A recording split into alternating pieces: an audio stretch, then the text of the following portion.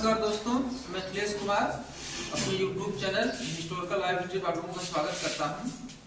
हम लोग सिंधु घाटी सभ्यता पढ़ रहे हैं।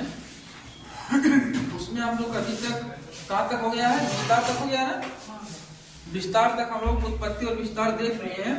अब इसमें महत्वपूर्ण स्तर बच रहा है, उनका सामाजिक जीवन, सांस्कृतिक जीवन, आर्थिक जीवन बचेगा। और एग्जाम में आपका यही से प्रश्न, मतलब मैक्सिमम प्रश्न जो बनने शुरू होते हैं सिंधु घाटी सभ्यता से ही आपको प्रश्न यहाँ से हर एग्जाम में एक प्रश्न आपको मिलता रहता है। अभी देखा जाए, जैसे पीछे हम लोग पढ़े थे पाषाण काल, तो उनके स्थलों के बारे में पूछता है। वनडे एग्जाम हो गए, एसएससी हो गया, पुलिस हो गया, लेखपाल हो गया, इन सब में जो उसके महत्वपूर्ण स्थल ऐसे जम्मू कश्मीर में बहुत बार पूछा गया, बुर्जहोम पूछा गया है। एक आपका महाराष्ट्र में जो होता है दैमाबाद, उसको बार बार पूछा जाता है। नव पाषाण काल और ताम्र पाषाण काल में जोरवे संस्कृति या नवदा टोली, यहाँ से आपका प्रश्न बनता रहता है। तो आज हम लोग देखते हैं सिंधु घाटी सभ्यता में, इसका हम लोग सिंधु घाटी सभ्यता, इसमें हम लोग इसका देख चुके हैं, अभी तक उत्पत्ति देख चुके हैं और इसका विस्तार देख चुके हैं।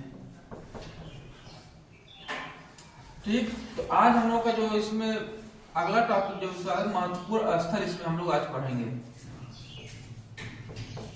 महत्वपूर्ण स्थल और उसकी विशेषताओं को देखेंगे। इसके बाद अभी इसमें ये जो महत्वपूर्ण स्थल है, इसमें और बहुत से छोटे छोटे स्थल भी मिलेंगे जो कभी कभी वहां से भी पूछ लेता है, लेकिन वहां से पूछने की संभावना आपको एग्जाम में 10% होती है। 90% जो आपका है, ये जो 7 आपके महत्वपूर्ण स्थल मिलेंगे इसमें, जिनको नगरीय सभ्यता, नगरी का दर्जा दिया गया, नगर का दर्जा दिया गया, यही से आपके मैक्सिमम प्रश्न बनेंगे। अगर बहुत ज्यादा डीप आप में घुसेगा यहाँ पर लेकर प्रश्न को, तो छोटे जो कुछ स्थल और है, जो जैसे आलमगीरपुर हो गया, रंगपुर हो गया, देसलपुर हो गया, यहाँ से भी क्वेश्चन कभी कभी पूछ लेता है। अगर इधर नहीं बनेगा तो इसकी विशेषताओं में देखेंगे, इसे आर्थिक जीवन से उठा लेगा कोई क्वेश्चन, कॉन्सेप्चुअल में, या उसके सांस्कृतिक या कला संस्कृति से उसकी पद्धति पूछ सकता है। ठीक है, तो आइए हम लोग इसके महत्वपूर्ण स्थल को देखते हैं। तो हेडिंग आप लोग डाल लीजिए, महत्वपूर्ण स्थल।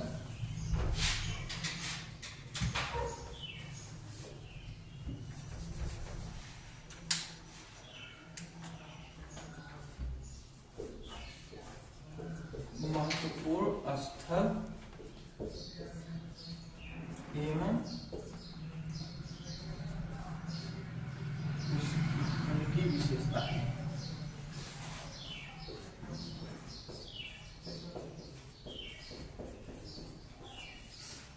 अगर देखा जाए जो नवीन शोधों के अनुसार अभी तक लगभग इसमें कितने 2800 स्थलों को खोजा जा चुका है। कितना?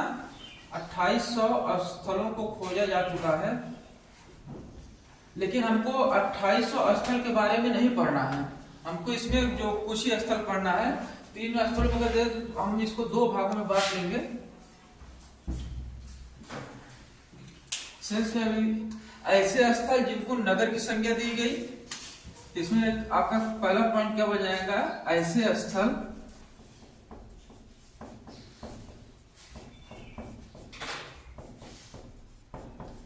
जिनको नगर की संज्ञा दी गई।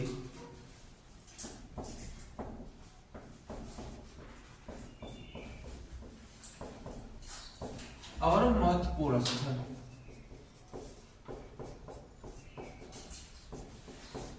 तो आपका जो प्रश्न बनेगा यहीं से आपका 90% आपका यहीं से क्वेश्चन बनना रहेगा, यहीं से बनेगा। और 10% बहुत यहाँ से रेयर केस में यहाँ से बनता है। तो अगर महत्वपूर्ण स्थलों को अगर देखा जाए तो इसमें हम लोग 7 स्थलों को देखेंगे। तो आइए उसको नाम नोट कर लीजिए आप लोग। तो सबसे पहला आपका क्या हो जाएगा? हड़प्पा। दूसरा इसमें आ जाएगा मोहनजोदारो।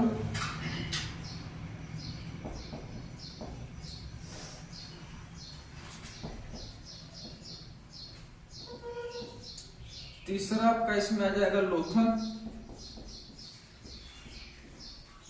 चौथा देख लेते हैं चलभोदरो। पांचवा हम लोग देखेंगे कालीबंगा।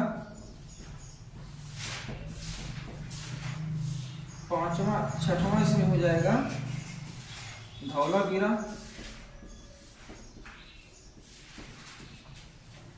सातवां हो जाएगा आपका बनवाली या बनावली। बनवाली कभी कभी पूछ लेगा, कभी कभी इसका नाम एक और आ जाता है कि बनावली। ठीक, और इसमें जैसे अब कुछ और भी इसमें स्थल, इसको हम अलग से मैप के थ्रू करवाएंगे। इसका विशेषता पढ़ लेते हैं, इसमें क्या क्या पाएगा देख लेते हैं।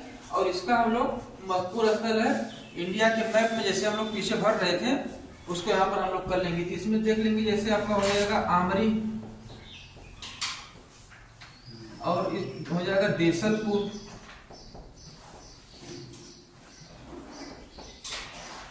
कोट डीजी, सुतका, गेंडोर,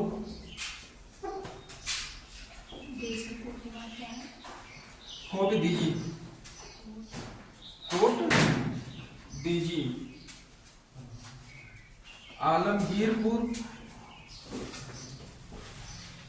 इसके बाद हम लोग देख लेंगे रंगपुर।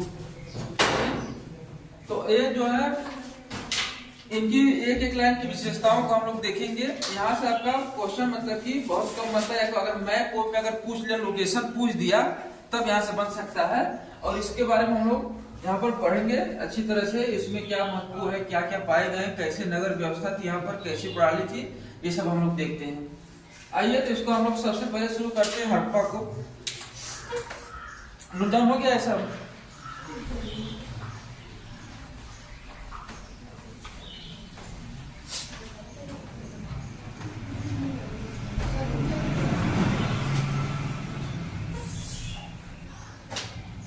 तो पहला आपका क्या हो जाएगा, हड़प्पा।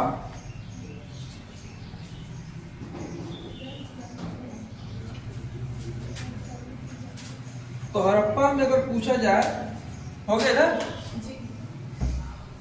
तो इसकी हड़प्पा कहां पर स्थित है, किसी को पता है?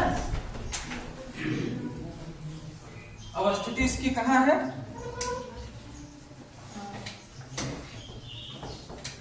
अवस्थिति बताइए, किसी को याद है? तो आपको हो जाएगा पाकिस्तान के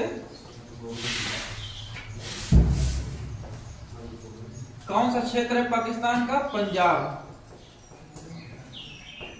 पंजाब क्षेत्र में एक स्थल कौन सा है? मोंटगोमरी। ठीक, मोंटगोमरी जिला में है। ठीक, अगर इसी मोंटगोमरी का अगर पूछ लिया जाए, अगर पूछता तो नहीं है लेकिन आप लोग जानते हैं, इसका आधुनिक जिला इसमें कौन सा पाकिस्तान का है? तो ये आपका साहिवाल जिला, आधुनिक नाम इसका है मोंटगोमरी जिला का साहिवाल जिला। ठीक है,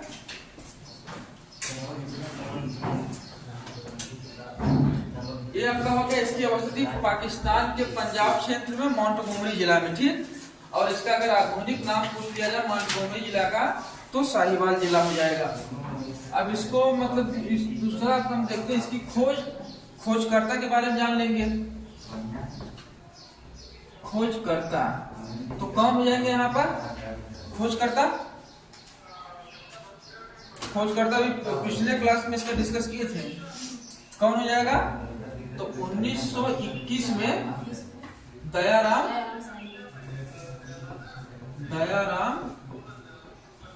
साहनी। ठीक है, यहाँ तक नोट करते चलते चलिए आप लोग।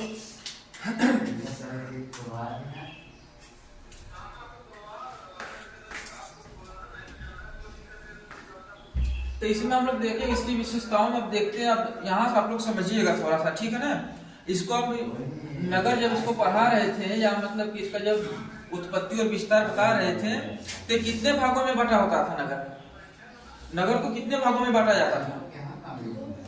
तो 2 भागों में बांटा जाता था। कितने भागों में?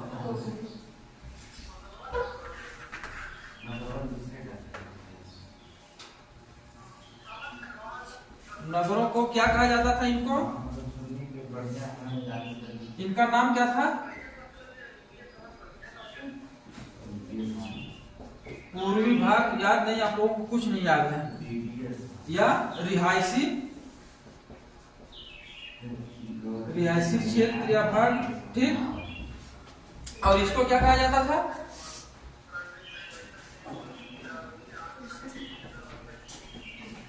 गढ़ी क्षेत्र या पश्चिमी क्षेत्र, ठीक। तो इसमें अगर हम लोग देखेंगे तो इसका मतलब एक तो इसको चार दीवारी की जाती थी इस वाले क्षेत्र को, यानी कि यहाँ पर कौन लोग रहते थे, कोई कमेंट करे। इस वाले क्षेत्र में, पश्चिमी क्षेत्र में कौन लोग निवास करते थे? उच्च वर्ग, कुलीन वर्ग, व्यापारी, पुरोहित। और ये निचले क्षेत्र में मजदूर, काम, ये सब करने वाले, ठीक है ना। तो इसको अगर देखा जाए, ये जो गढ़ी वाला क्षेत्र था, इसको एक दुर्गीकृत किया जाता था, ठीक। इसको क्या किया जाता था? दुर्गीकृत किया जाता था। ये जो पश्चिम वाला क्षेत्र होता था, ये दुर्गीकृत होता था। और ये किससे किया जाता था? पक्की ईंटों से किया जाता था, ठीक, पक्की ईंटों से। और इसमें हम लोग देखेंगे, इसी जो दुर्गीकृत वाला क्षेत्र है, इसी के ऊपर एक क्षेत्र आपका मिलेगा,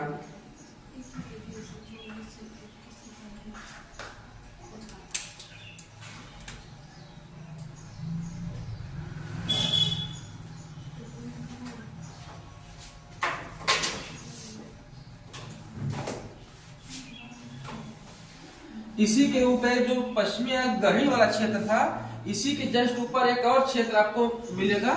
इसको नाम दिया गया यफ टीला। क्या दिया गया? यफ टीला। और इसको क्या कहा जाने लगा? एबी टीला, ठीक। अब पूछ लेता है, यहां से पूछ लेगा, यफ टीला और एबी टीला का नाम किसने दिया, ठीक। तो यफ टीला, एबी टीला का नाम किसने दिया? तो मार्टिमर व्हीलर ने। तो एबी टीला प्लस यफ टीला, ठीक। तो इसका नामकरण या खोज किसको दिया जाएगा? मार्टिमर व्हीलर, ठीक है। यहां तक हो गया। तब अब ये जो यफ टीला था, इसको यहां पर लिख देते हैं। ये जो यफ टीला था, तो यहीं पर देखेंगे दो कतारें प्राप्त हुई हैं। क्या प्राप्त हुई है?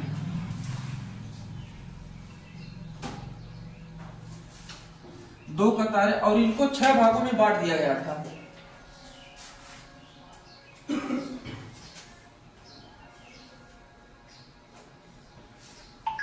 तो यहीं पर इसी को क्या कहा गया? अन्नागार कहा गया इसी को। ये जो 6 यानी कि 12 भागों में इसको हो गया, दो कतारों में 6-6 भागों में बांटा गया था। तो यहां से पूछ लेता 12 अन्नागार कहां से प्राप्त हुए हैं? तो आपका हो जाएगा हड़प्पा से। प्रश्न बनेगा आपका क्या? यहां पर हो जाएगा क्या? 12 अन्नागार के साक्ष्य मिले हैं। तो 12 अन्नागार कहां से पाया गया? हड़प्पा से पाया गया, ठीक। और यहीं पर आपको मिल जाएगा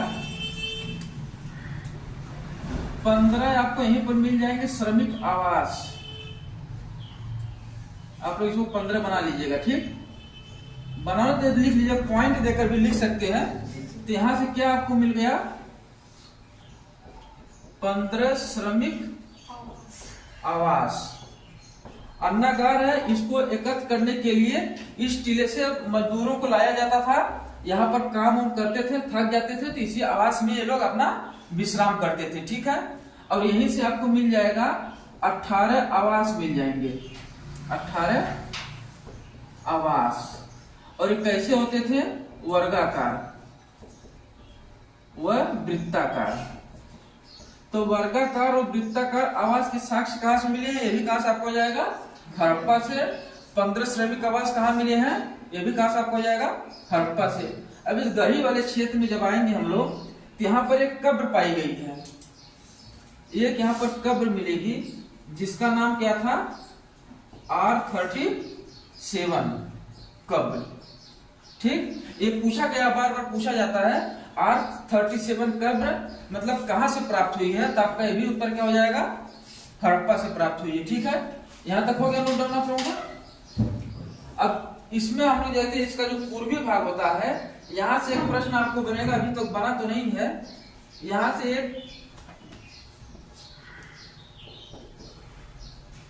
तांबे की क्या मिली है, इक्का गाड़ी मिली है। तांबा हम लोग पढ़ चुके हैं ना ताम्रपाषाण काल में। तो यहाँ से एक तांबे की इक्का गाड़ी मिली है। और एक कहां से आपका और प्रश्न बनेगा जो आपके लिए महत्वपूर्ण है, यहाँ से सर्वाधिक अभिलेखी क्या मिलेगा, मोहरे मिलेंगी। और सर्वाधिक मोहरे अगर पूछा आप लोग पढ़े होंगे, अगर ध्यान होगा तो सर्वाधिक मोहरे आप लोगों को याद होगा कि मोहनजोदड़ो से मिली हुई है, लेकिन वहां पर मतलब कि अभिलेखी नहीं थी। लेकिन अभिलेखी की अगर बात किया जाए तो सर्वाधिक अभिलेखी मोहरे, मोहरों से दो प्रश्न बनेगा आपका। एक तो सर्वाधिक मोहरे कहां से प्राप्त हुई है, मोहनजोदड़ो से। और ये मोहरे किसकी बनी होती थी, तो सेलखरी से बनी होती थी। ठीक, लेकिन अभिलेखी मोहरों की बात करें तो आपको हड़प्पा से मिलेंगी। ठीक, तो सर्वाधिक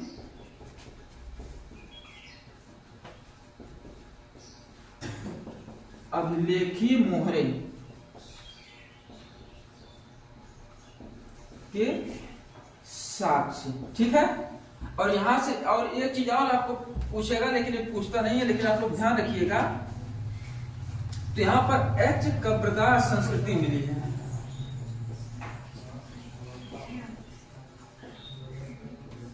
ठीक है, यहां तक नोट रहा। इसमें हम लोगों को देखिए महत्वपूर्ण, हम लोग को हमेशा याद रखने वाली क्या चीज है उसको हम लोग देखते हैं। तो हड़प्पा में एक तो पहले इसकी अवस्थिति देख लेंगे। कभी कभी पेपर में मोंटगोमरी जिला ही देता है, ठीक ना। तो ये आप लोगों को याद रखने के लिए है, मोंटगोमरी जिला। इनका नाम खोजकर्ता में दयाराम साहनी, और कब खोजा गया। ठीक, 3 पॉइंट इधर बन गया। नामकरण नहीं पूछेगा, मार्टिमर व्हीलर आपको जाना अगर कभी पूछ लिया जाए, जानकारी रखिएगा। और इसमें जो सबसे महत्वपूर्ण जो पूछता है, एक 12 अन्नागार पूछेगा। ठीक, श्रमिक निवास भी मान लिया कि आप लोग जानते रहिए। और R77 ये मोस्ट इंपॉर्टेंट है। ये हो गया तांबे की इक्का गाड़ी, और ये सर्वाधिक मोहरे अभिलेखी मोहरे। ठीक, ये आप लोगों का इसमें महत्वपूर्ण चीज हो गई। नोट डाउन हो गया सबका, मिटा दे इसको है? अब दूसरा हम लोगों का इसमें क्या जाएगा, मोहनजोदड़ो। ठीक,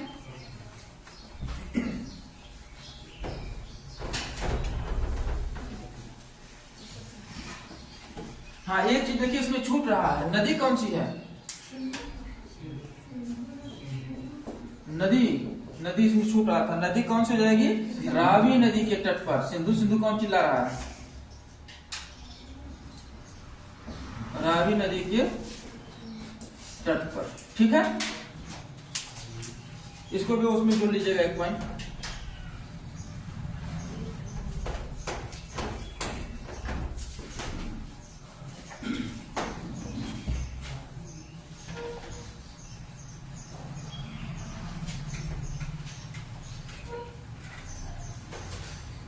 तो दूसरा क्या हो जाएगा, मोहनजोदड़ो। तो मोहनजोदड़ो के बारे में आप लोग थोड़ा सा इसमें बताइएगा। अवस्थिति इसकी कहाँ थी मोहनजोदड़ो की, मोहनजोदड़ो कहाँ पर पाया जाएगा, तो ये भी तो पंजाब में ही पाया जाएगा ना। तो पंजाब पाकिस्तान के सिंध वाला क्षेत्र, पंजाब कर रहा हूँ, पाकिस्तान का ये कौन सा क्षेत्र है,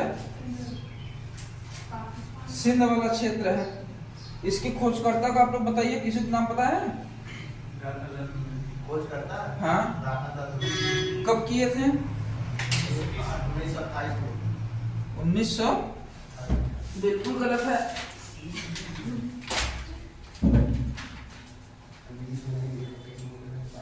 तो मोहनजोदड़ो को हम लोग देखते हैं। तो अवस्थिति पहले हम लोग क्या देखेंगे इसमें,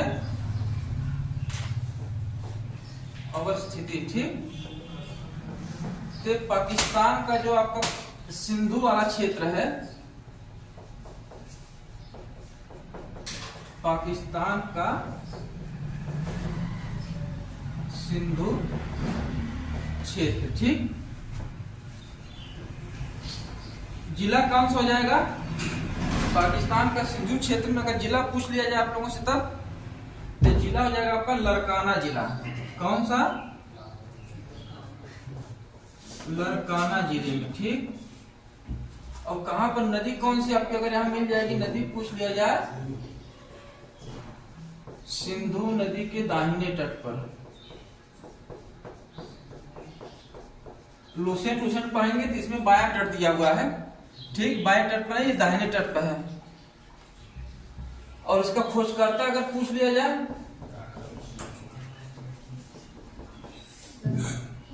खोजकर्ता 1922 में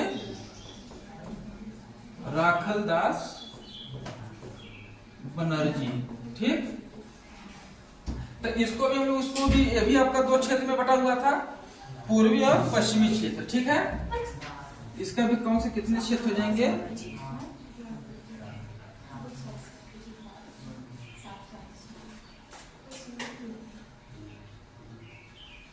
पूर्वी क्षेत्र आपका हो जाएगा और दूसरा हो जाएगा पश्चिमी क्षेत्र। ठीक है, तो इसको बताइए क्या गढ़ी क्षेत्र कहेंगे? इसको याद कर लीजिए, गढ़ी क्षेत्र पूछ लेता है, गढ़ी क्षेत्र और रिहायशी क्षेत्र, या इसको पूर्वी क्षेत्र या पश्चिमी क्षेत्र। ठीक, या टीला भी कर सकते हैं, पूर्वी टीला, पश्चिमी टीला। तो मोहनजोदड़ो में अगर हम लोग सबसे पहले देखते हैं, हाँ यहाँ पर एक चीज और है, इसका नाम भी पूछ लेता है, कभी कभी इसका अलग अलग नाम भी पूछ लेता है। तो इसको क्या कहेंगे? यानी कि प्रेतों का टीला भी कहते हैं या मृतकों का टीला कहते हैं। क्या कहेंगे? इसका अन्य नाम लिख ले, अन्य नाम। तो अन्य नाम में अगर यहाँ पर, क्योंकि सिंधु नदी के तट यहाँ पर बाढ़ का प्रकोप ज्यादा होता था, तो बाढ़ आती थी तो लाखों लोग मर भी जाते थे। तो यहाँ पर जब खुदाई की गई, यहाँ से बहुत से मानव अवशेष की हड्डियां प्राप्त हुई थी, इसलिए इसको क्या कहा गया? मृतकों का टीला, मृतकों का टीला। ठीक, इसका दूसरा नाम भी कहा गया मृतकों का टीला या प्रेतों का टीला कहा गया। भूत भवानी सब कल्पना करके इसका नाम दे रहे थे। क्या कहा गया? प्रेतों का टीला। और इसे एक और नाम दिया जाता है, इसको कहा सिंधु का बाग कहा जाता है। क्या कहा जाता है? क्यों कहा जाता है सिंधु का बाग कहा जाता है? किस लिए कहा जाता है? क्योंकि ये बाढ़ आती थी, तो बाढ़ में जानते हैं कि मलबे, अवशेष, गाद जो आता है नदियों द्वारा बहा कर लाया जाता है, वो बहुत उपजाऊ होता है। ठीक, तो इसमें ये वाला क्षेत्र जो था बहुत हरा भरा क्षेत्र था, इसलिए इसको सिंधु का बाग भी कहा जाता है। ठीक है, इसके तीन नामों का आप लोग जान लीजिए। और यहाँ पर देखिए कि जॉन मार्शल साहब हैं, तो जो कहते हैं यहाँ पर जो बाढ़ कितनी बार आई है, तो उन्होंने जॉन मार्शल के अनुसार सिंधु में, मोहनजोदड़ो में 7 बार बाढ़ के प्रमाण मिले हैं। नोट डाउन कर लीजिए आप यहाँ पर, इसको मिटाते हैं।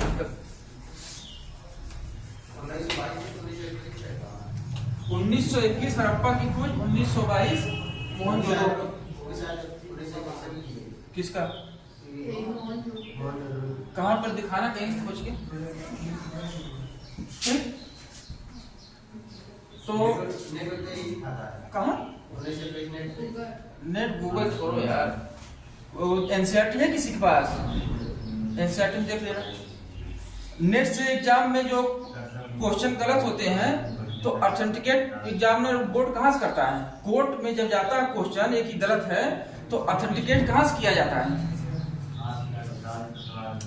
गवर्नमेंट और कोर्ट हमेशा एनसीईआरटी को ही मानता है कि नेट पर या अदर बुक में कहीं भी लिखा जाए। अदर बुक में भी तो अलग अलग नाम दिया गया। इसको क्या सिंधु के बाएं तट पे लिखा गया? बाएं तट का औचित्य बन रहा है, किस हिसाब से बाएं तट पर हो जाएगा? क्योंकि अगर सिंधु घाटी जम्मू कश्मीर ऊपर से निकलते हुए पंजाब क्षेत्र में घुस रही है तो ये वाला क्षेत्र गड़बड़ हो गया इधर, क्योंकि नदियों का संगम है। 5 नदमुख, 5 नदियों का संगम आज इसमें मिलता है। ठीक, तो ये वाला क्षेत्र पूरा बाएं तट पूरा बाढ़ ग्रसित क्षेत्र है, खाली नदी नाले ही मिलेंगे आपको। और दाएं वाले तट पर जब आएंगे तो सिंधु का दाहिना तट किधर? पाकिस्तान का पश्चिमी क्षेत्र। नदी जब ऐसे चल रही है, ऐसे मान लीजिए कि नदी आ रही है, ये सिंधु नदी आ रही है ऐसे। ठीक, तो एक इसका क्या हो गया? दाहिना तट हुआ। बाया तट, और ये वाला कौन सा हो गया दाहिना। और यहाँ से देखेंगे चेनाब आएगी, झेलम आएंगी, रावी आएगी, ब्यास आएगी, ये सब नदी आएंगी इधर तो मिलती है क्या? हाँ, सिंधु में ही आके पाकिस्तान में आके मिल जाएंगी सब, ठीक। तो यहाँ से तो नहीं है। और इसका है तो 1922 से ऑथेंटिकेटिव बुक में है, ठीक ना। 21 हड़प्पा सभ्यता का और जो हड़प्पा का है, ठीक। यहाँ पर आप देखेंगे जॉन मार्शल के अनुसार, मार्शल ये क्या कहते हैं कि आज से मोहनजोदड़ो में 7 बार बाढ़ आई है, ठीक है। आप लोग लिखिए मोहनजोदड़ो के अनुसार, जॉन मार्शल के अनुसार मोहनजोदड़ो में 7 बार बाढ़ का उल्लेख किया गया है, ठीक। तो 7 बार बाढ़ का उल्लेख होता है। तो अगर बाढ़ आ रही है तो वहां से बीमारियां फैलेंगी कि नहीं फैलेंगी? हैजा, चेचक, मलेरिया, ये सब बीमारियां वहां पर पाई जाएंगी। तो यहीं पर एक और आपको मिल जाएंगे इतिहासकार कनेडी, ठीक। कौन मिल जाएंगे? कनेडी महोदय के अनुसार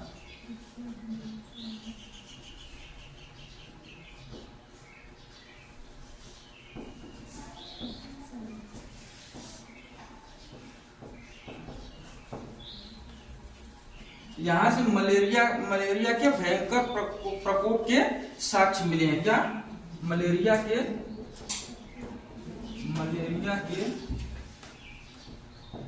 भयंकर प्रकोप के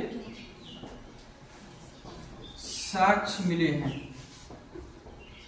ठीक है। यहाँ तक हो गया आप लोगों का। तब इसमें हम देखते हैं इसमें क्या क्या पाया गया। जैसे अभी हम लोग मोहरों की बात कर रहे थे, पिछले क्लास में हम लोग उसके स्नानागार की बात किए थे, आवास की बात किए थे, याद है नहीं आप लोगों को? 4-5 दिन हो गए, आपको भूल गए लगता है सब कुछ।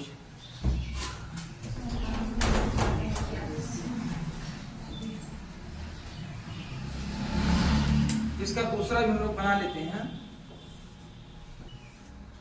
तो सबसे पहले आप आएंगे हम लोग यहाँ पर, जो पश्चिमी किला, यहाँ पर आपको एक आवास मिलेगा। क्या मिलेगा? आवास के साक्ष्य मिलेंगे। तो आवास में क्या क्या होता था उस समय? आवास में क्या क्या होता था? आंगन होता था, और क्या होता था? कुआं होता था, और क्या होता था? स्नानागार होता था, और क्या होता था? इसमें शौचालय होता था। याद आया? अब यहीं पर आप देखेंगे तो एक आपको स्नानागार मिलेगा। क्या मिलेगा? विशाल स्नानागार। प्रश्न आप लोग पढ़े होंगे तो आया होगा, विशाल स्नानागार। तो विशाल स्नानागार कहां से प्राप्त हुआ है? मोहनजोदड़ो से, ठीक। और इसी विशाल स्नानागार को अभी जॉन मार्शल को हम लोग देखे हैं, तो जॉन मार्शल कहते थे तत्कालीन विश्व का आश्चर्य था ये। अगर विशाल स्नानागार को तत्कालीन विश्व का आश्चर्य अगर किसने कहा तो कौन हो जाएंगे? John Marshall. तो जॉन मार्शल इसे विशाल स्नानागार को क्या कहते हैं? तत्कालीन विश्व का आश्चर्य कहते हैं।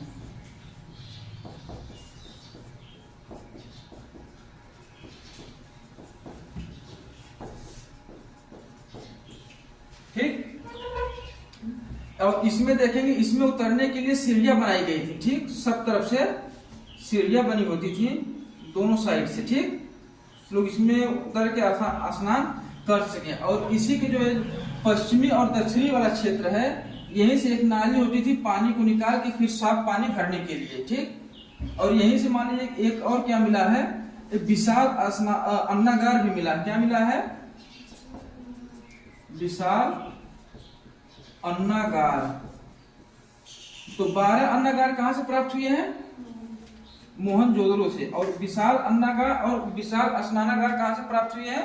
कौन? मोहनजोदड़ो बोला। 12 अन्नागार हड़प्पा से। 12 अन्नागार कहां से मिले हैं? हड़प्पा से मिले हैं। विशाल अन्नागार कहां मिले हैं? मोहनजोदड़ो। और विशाल स्नानागार कहां से मिले हैं? मोहनजोदड़ो। और यहीं पर स्तंभों पर आधारित एक आपको भवन मिलेगा।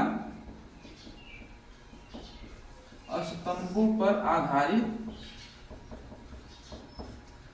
सभागार। स्तंभों पर आधारित सभागार भी कहां से आपका मिलेगा? मोहनजोदड़ो में। जैसे मान लीजिए कि एक पिलर पर मकान है, तो ऐसे ये खुला में पिलर पर मकान बना दिया जाता था, उसमें लोग अपने बैठ के करते थे, कोई समस्या होता तो उसका निपटारे के लिए अपना बैठक करते थे, मंत्रणा करते थे, ठीक है। और यहीं पर आपको एक मिल जाएगा पुरोहित का आवास मिलेगा। किसका? पुरोहित का आवास। तो पुरोहित का क्या काम क्या रहेगा उस समय? तो पढ़ाई लिखाई, लोगों को शिक्षा देना। तो यहीं से जब पुरोहित का आवास मिल गया है, तो यहीं पर आपको एक महाविद्यालय भी मिलेगा। क्या मिलेगा? महाविद्यालय का साक्ष्य।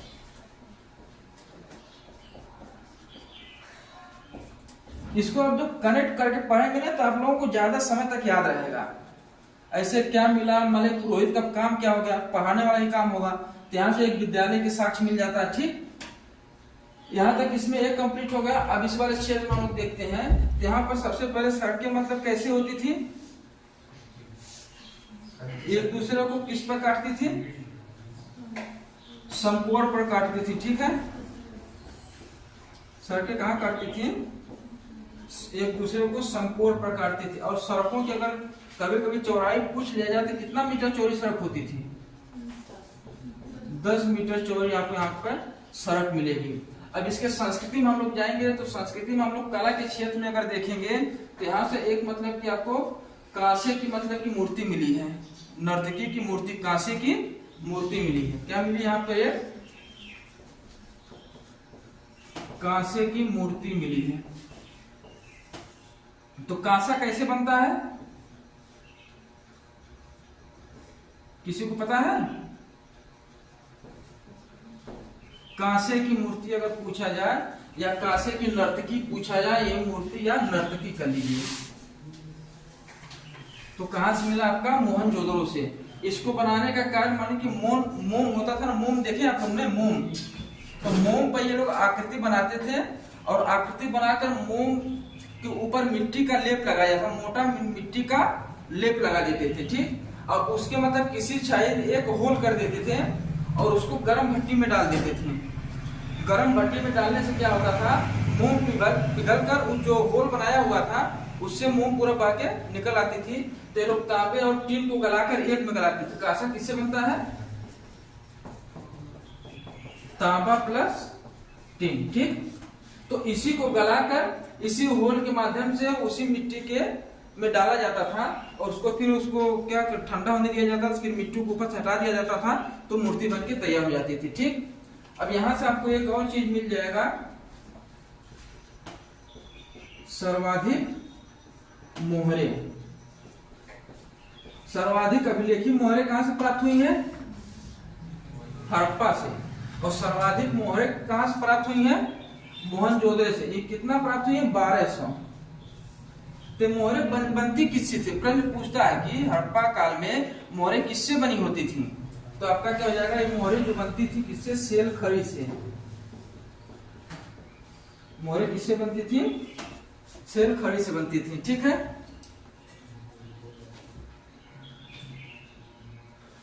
हो गया नोट डाउन? आप नोट कर लीजिए इसको आप लोग।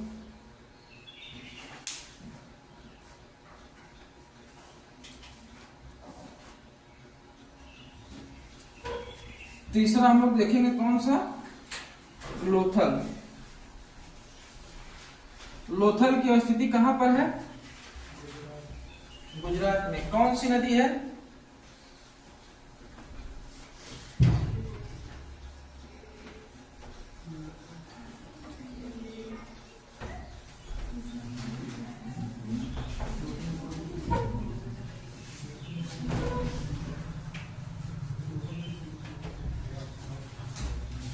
समझ में आ रहा है आप लोगों को?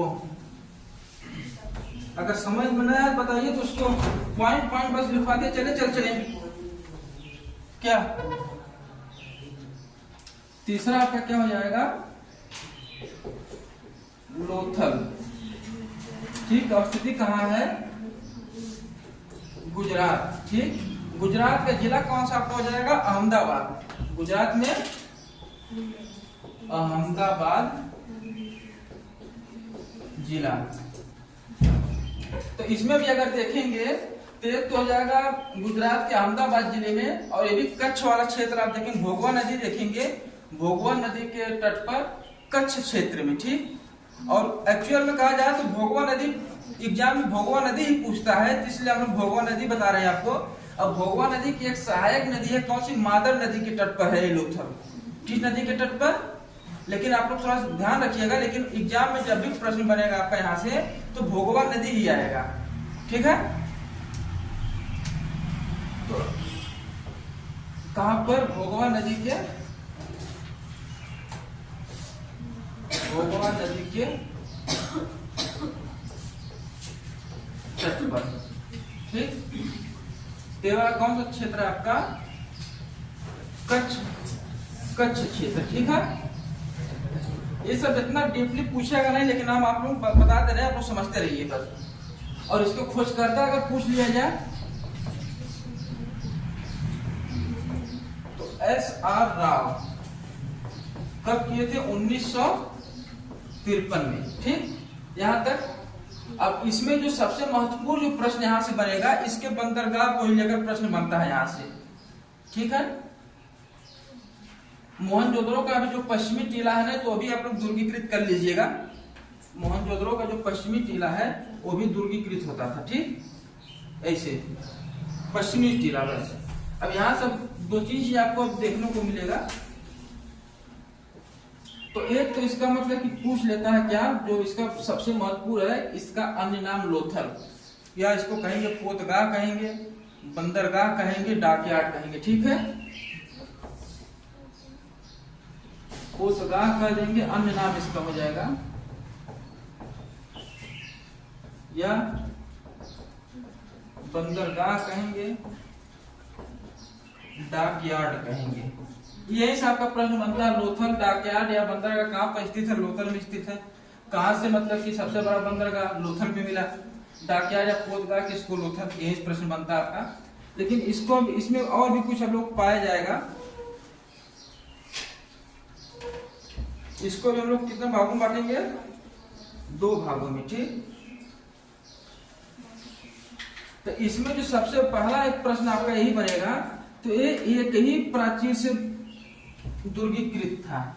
अब ये दोनों क्षेत्र जो हो गए, क्या हो गए, दुर्गीकृत हो गए। अब तक क्या मिल रहा था, पश्चिमी क्षेत्र बस दुर्गीकृत होता था। अब यहाँ पर दोनों क्षेत्रों को दुर्गीकृत किया जाने लगा, पक्की ईंटों से किया जाने लगा, ठीक है। तो इसमें अगर हम लोग देखेंगे, यहाँ पर आपको पूरे 20 समाधान मिले, कितने, 20 समाधान, और इसमें से 3 आपके क्या हैं, युगल समाधान है।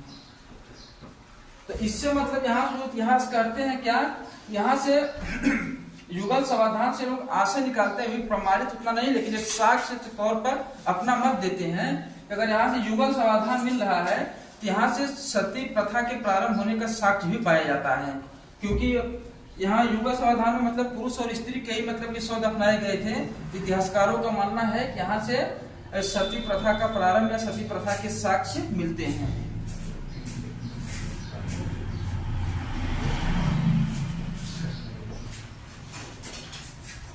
ठीक।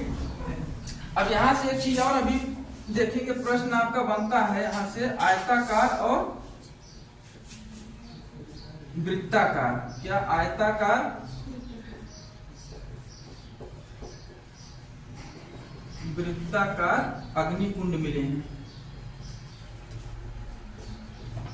प्रश्न आप बनाता अग्निकुंड के साक्ष्य कहां से मिले हैं, लोगों को ध्यान रहता है बस खाली यहाँ लोथल से मिले हैं, लेकिन आपको एग्जामिनर कंफ्यूज करने के लिए ऑप्शन में लोथल हटा के डाल देगा कालीबंगा, वहां से भी 7 अग्निकुंड मिले हैं। ये आप लोग हमेशा रखिएगा, पेपर में अग्निकुंड के जब मिलेंगे तो अग्निकुंड का आपका अगर लोथल नहीं तो कालीबंगा आपका राइट आंसर होगा, ठीक है हमेशा। लेकिन कभी कभी पहले तो लोथल ही पूछता था, लेकिन हम 2-3 साल पहले देखे थे 2-3 प्रश्न क्वेश्चन पेपर में, तो आज इसको लोथल को हटा के क्या कर दिया था, वहां पर कालीबंगा डाल दिया था। ठीक,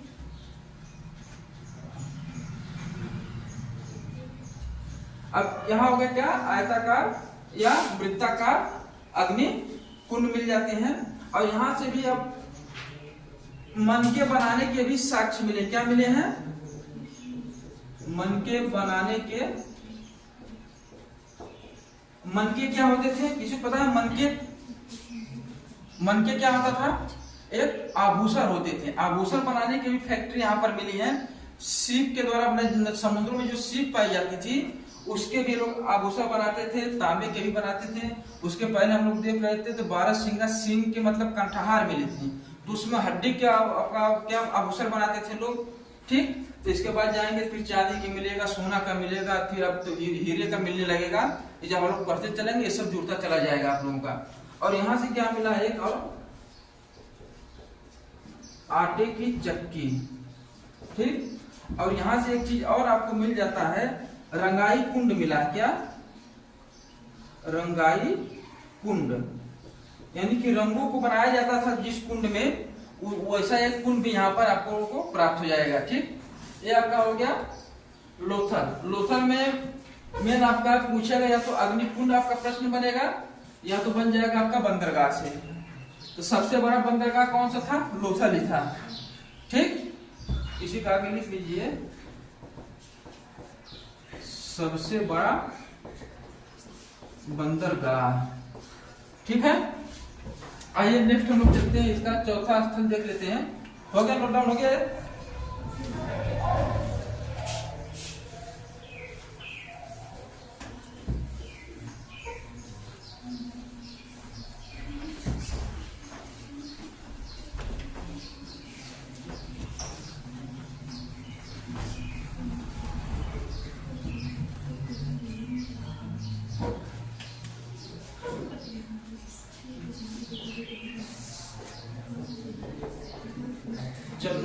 चौथा आपका क्या हो जाएगा?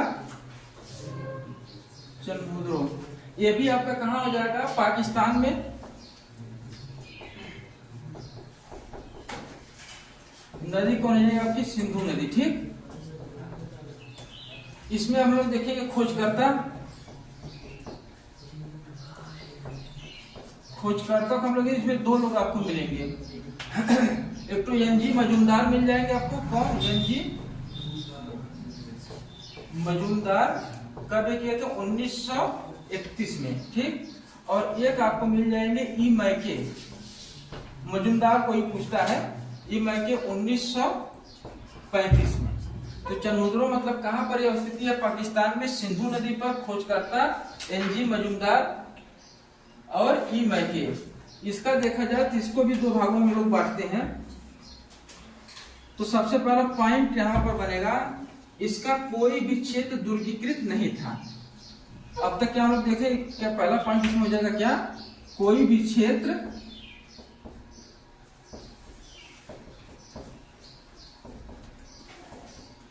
दुर्गीकृत नहीं था। मोहनजोदड़ो का कौन सा क्षेत्र दुर्गीकृत था? पश्चिमी टीला। हड़प्पा का पश्चिमी टीला। लोथल का दोनों टीला एक ही रक्षा प्राचीर थे। अगर पूछ लिया कौन सा क्षेत्र दुर्गीकृत, कोई भी क्षेत्र दुर्गीकृत नहीं था, तो आपका हो जाएगा चनमुद्रो हो जाएगा। ठीक, यहां से आपको एक महत्वपूर्ण चीज मिलेगी, क्या हो जाएगा? सौंदर्य प्रसाधन की वस्तुएं प्राप्त हुई। यहाँ से क्या मिली है? यही प्रश्न आपको बार बार एग्जाम में पूछता है। सौंदर्य प्रसाधन की वस्तुएं कहां से प्राप्त हुई है? तो चनमुद्रो से प्राप्त हुई है। और यहाँ से मतलब सौंदर्य में कौन कौन सी चीजें प्राप्त हुई हैं? तो सबसे पहला क्या हो जाएगा? लिपस्टिक हो जाएगा। दूसरा हो जाएगा कंघा और इत्र। ठीक है, तो यहाँ से क्या क्या मिले? लिपस्टिक के साक्ष्य मिले हैं, कंघा के और इत्र के मिले हैं। और इसमें एक चीज और, एक ईंट मिली है, एक वृत्ताकार पकी ईंट मिली। क्या मिली है? वृत्ताकार ईंट के साक्ष्य कहां से मिले हैं?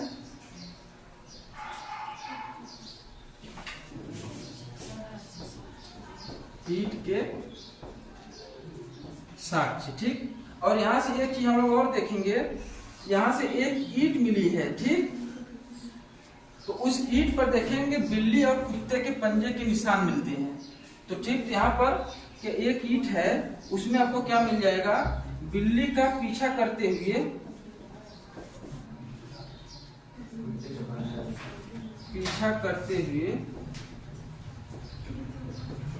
कुत्ते के साक्ष्य, पंजा लिखना लिख लीजिए, नहीं कुत्ते के साक्ष्य आप लोग लिख लीजिए। तो संभवतः कहा ईंट बनाकर ये लोग रखे होंगे, यानी कि ईंट उस समय गीली रही होगी, तो बिल्ली को दौड़ाते हुए और दोनों के पंजों के निशान इस पर पड़ गए थे, वैसे यहाँ से मिला है। ये तो एक आपका क्वेश्चन आएगा यहाँ से और एक क्वेश्चन बनेगा, ठीक है। तो हम लोगों का कितना हो गया, 4 हो गया। अब हम लोग 5वां हम लोग का देख लेते हैं, आपका कालीबंगा।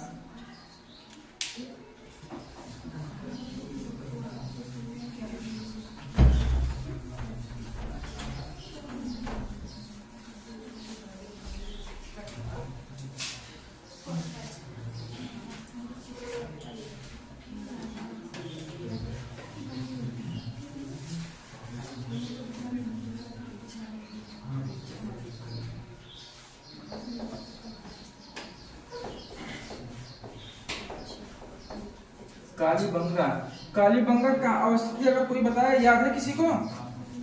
कालीबंगा की अवस्थिति, कालीबंगा कहां पर है? कहां पर है? राजस्थान। राजस्थान का कौन सा जिला है?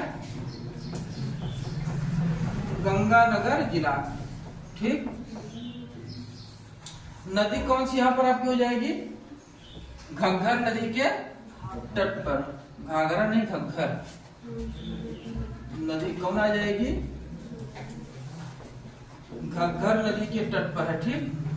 तो घग्घर नदी को ही क्या कहते हैं कि जो सरस्वती नदी थी उसी का आधुनिक नाम लोग कहते हैं कि क्या है, घग्घर नदी है। तो किन क्षेत्रों में बहती थी? मान लीजिए कि ये वाला सिंधु नदी हो गई, ये गंगा नदी हो गई, ठीक। तो इसी के बीच में सरस्वती नदी बहती थी, यही बात है। इसी का जो आया है, लोग कहते हैं मतलब इसी का जो लुप्त हो गई, तो उसी का ये धारा है घग्घर नदी। इसी को लोग कहते हैं कि यही सरस्वती नदी के नाम से भी इसको जाना जाता है, ठीक है। तो इसके खोजकर्ता में अगर देखा जाए, खोजकर्ता में अगर देख लिया जाए तो कौन हो जाएंगे? अमलानंद घोष। कौन हो जाएंगे? अमलानंद घोष, 1953। और एक और जाते हैं, एक और हो जाएंगे, कौन हो जाएंगे? बीके थापर। तो इसमें 2 खोजकर्ता हैं, अमलानंद घोष और बीके थापर। तो बीके थापर कब करते हैं? 1961 में। 1951 है। चलो इसको देख लेंगे, लिख देते हैं, तुम कह रहे 1951, ठीक है। आपका हो गया। अब इसमें जो महत्वपूर्ण हम लोग देखेंगे क्या मिल जाएगा, यहां से 2 चीज आप लोग देखेंगे, क्या हो जाएगा? तो पहला हो जाएगा क्या, यहां से मिले 7 अग्निकुंड मिले। क्या मिले हैं? अग्निकुंड के साक्ष्य। और एक इसमें मिल जाएगा कि आपका जूता होगा,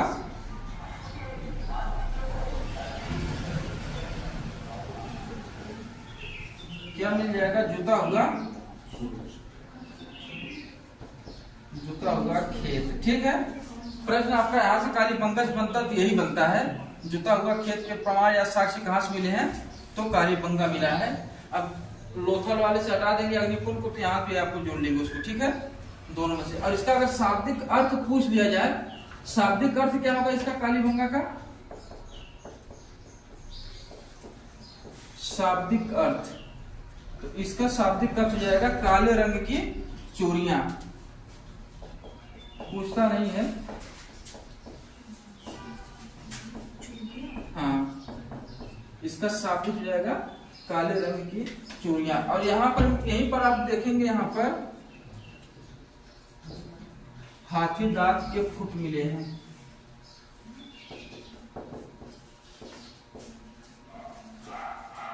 हाथी दांत के फुट मिले हैं, ठीक है। और यहाँ से एक बालक की खोपड़ी भी प्राप्त हुई है। क्या हुई है? एक बालक की खोपड़ी प्राप्त हुई है, बालक की खोपड़ी, ठीक। और इसमें खोपड़ी में क्या थे? 6 छेद थे, ठीक। खोपड़ी में कितने छेद थे? 6 छेद से इससे क्या प्रमाणित होता है कि यहाँ पर शल्य चिकित्सा के भी होने के साक्ष्य मिले हैं, ठीक। क्या हो जाएगा? शल्य चिकित्सा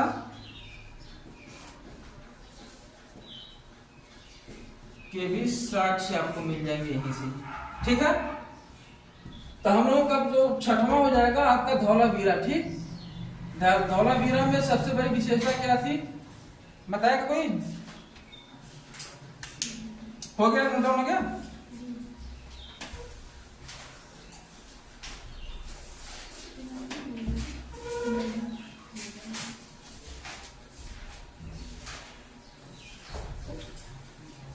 सर्वाधिक जलाशय कहां से प्राप्त हुए हैं?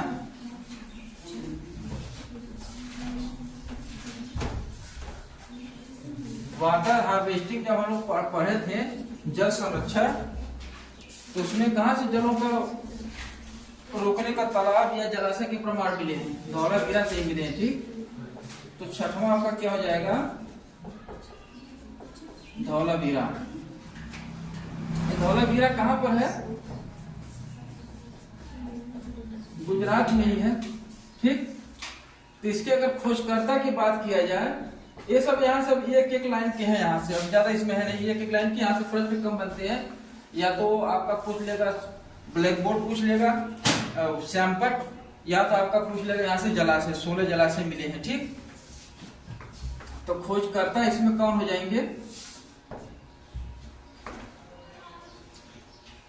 जगपत जोशी। कौन हो जाएंगे? जगपत जोशी। कब किए थे? 1968 से 69 के बीच में। लेकिन इसका उत्खनन कब शुरू हुआ? 1990 से इसका उत्खनन शुरू होगा, ठीक है। तो इसमें हम लोग देखेंगे तो इसमें जो है कि नगर को 3 भागों में बांटता था। सबसे बड़ी विशेषता इसकी क्या हो गई? यह नगर को 3 भागों में बांटता था, ठीक। तो जैसे देख लीजिए यहीं पर, एक आपका हो गया क्या होगा? पश्चिमी क्षेत्र या गढ़ी वाला क्षेत्र। दूसरा क्या होगा आपका? पूर्वी क्षेत्र या रिहायशी क्षेत्र, ठीक। और बीच में एक और क्षेत्र यहाँ था जिसका नाम क्या था? मध्यमा। क्या था? मध्यमा, ठीक। और इसी मध्यमा को हम लोग देखते हैं, तो इसी के बीच में एक खेल का स्थान था, ठीक। क्या था? खेल का स्थान। इसी को क्या कहा गया? स्टेडियम कहा गया। तो स्टेडियम के साक्ष्य,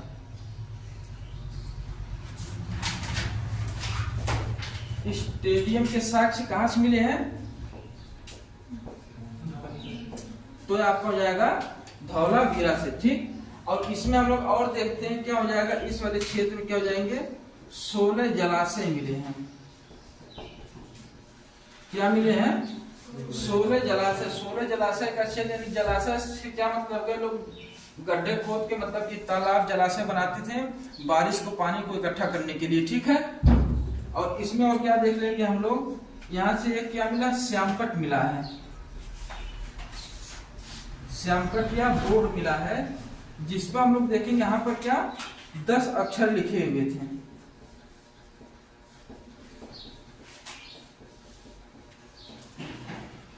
तो श्यामपट या बोर्ड के साक्ष्य कहां से मिल जाएगा आपको? धौलावीरा से मिल जाएगा। 16 जलाशय के साक्ष्य आपको कहां से मिल जाएगा? धौलावीरा से मिल जाएगा। स्टेडियम के साक्ष्य आपको कहां मिल जाएगा? धौलावीरा से मिल जाएगा। और नगर को 3 भागों में बटा हुआ कहां से मिल जाएगा आपको? ये भी धौलावीरा से हो जाएगा, ठीक है। अब इसका लास्ट हम लोगों का हो जाता है बनावली या बनवाली। उसको क्या नाम आता है? दोनों, कभी कभी बनवाली पूछेगा, कभी कभी आपको बनावली के नाम से आ जाएगा, ठीक है।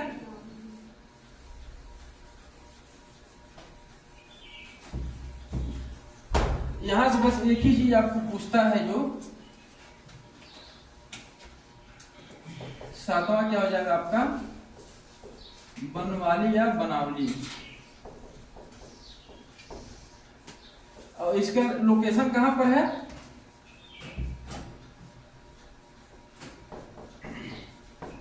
हरियाणा का कौन सा है? हिसार जिला है। ठीक है,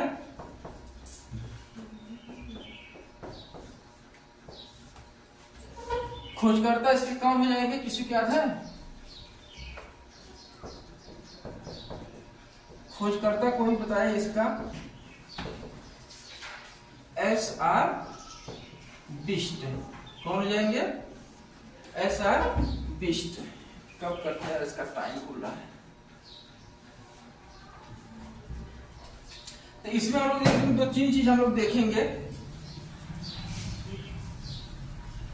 एक तो आपको सीधा सीधा मिलेगा प्रश्न जो बनता है, मिट्टी के हल कहां से प्राप्त हुआ? मिट्टी का हल कहां से प्राप्त हुआ? आपका क्या उत्तर हो जाएगा? इसमें पहला हम लोग देख लेंगे क्या हो जाएगा। मिट्टी का हल। ठीक है, मिट्टी का हल यही पूछता आप लोगों को बार बार। आप लोग प्रीवियस ईयर रिवीजन किए होंगे तो आपको मिट्टी का हल यही आपको मिलेगा, मिट्टी का हल। और जौ की उत्तम किस्म मिलेगी। यहाँ पर क्या मिलेगी? जौ की उत्तम किस्म, यानी कि उत्तम किस्म के जौ आपको यहाँ से मिल जाएंगे। अभी तक हम लोग देख रहे हैं, मतलब कि यहाँ पर नगर नियोजन बहुत बढ़िया था, नालियों की व्यवस्था बढ़िया थी, है पानी निकलने की व्यवस्था लोग बड़े करते थे, नालियों में गारा चूना और क्या हो जाएगा जिप्सम का प्रयोग करते बनाने के लिए। तो यहाँ पर देखेंगे जो इसका नालियों की जो व्यवस्था थी यहाँ पर बहुत बिगड़ी हुई थी।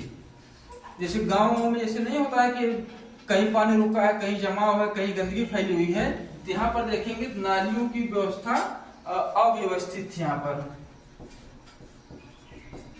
नालियों की अव्यवस्थित